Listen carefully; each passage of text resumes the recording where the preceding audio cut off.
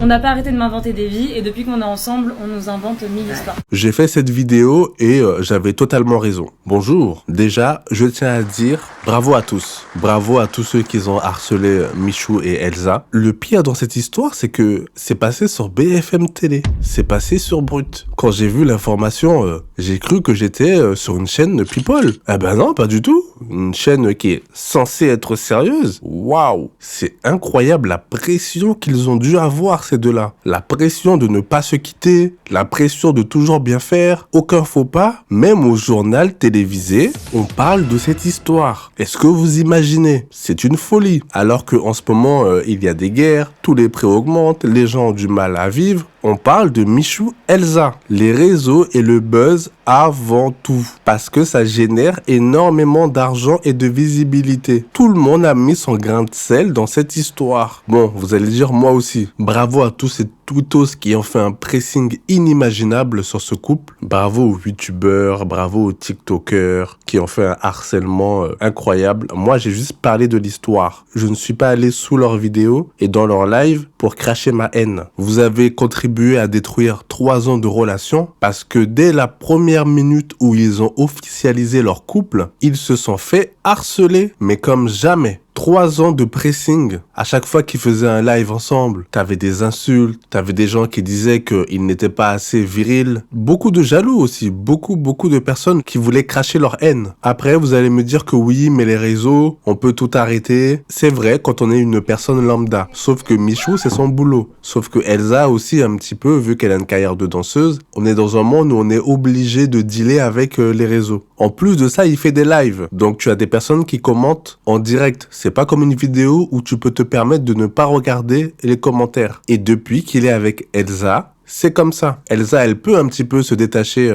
des réseaux. Michou, c'est son boulot, c'est ce qui lui rapporte de l'argent. Est-ce que je regrette d'avoir affiché ma relation sur les réseaux?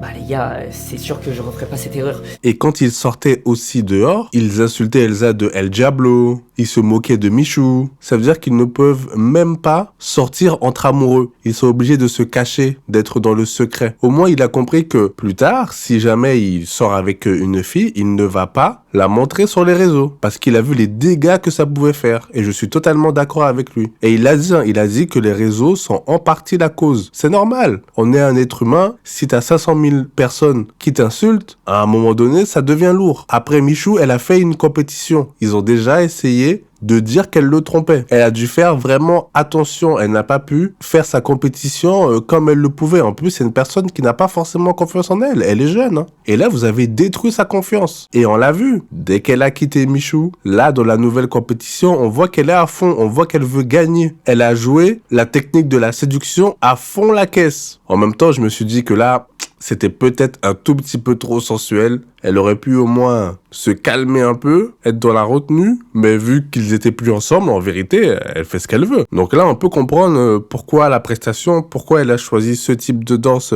dès la première soirée, parce qu'elle aurait pu faire une chorégraphie un peu moins haute, un peu moins sexy. Mais je pense qu'elle a voulu lancer un message pour dire « Je ne suis plus avec Michou, laissez-moi tranquille ». Bon, ça n'a pas fonctionné parce qu'il y a eu encore plus d'harcèlement, mais bon. On est dans le monde des réseaux sociaux, donc pour vivre heureux, il faut vivre caché. C'est obligé. On le voit très bien. Les influenceurs qui ne montrent pas leur partenaire sont ceux qui s'en sortent le mieux. Il y a trop d'exemples de personnes qui ont montré leur partenaire et qui ont dû arrêter la relation parce que trop de pressing, impossible de vivre. Maintenant, les influenceurs, c'est des rockstars. Sauf qu'ils n'ont pas tout ce vice que les rockstars pouvaient avoir à l'époque. Ils n'ont pas ce schéma de destruction. Pour la plupart, c'est des gens lambda qui ont réussi à percer. C'est tout. Franchement, je vous le dis, l'harcèlement, ça devient de plus en plus compliqué. Il y a des nouvelles stratégies. On peut faire des vidéos avec des IA. Tu as des phrases qui sont déjà toutes faites. Tu as des gens qui font des photomontages. T'as des gens qui font des analyses de comportement dans les vidéos. Ah là, elle a tourné la tête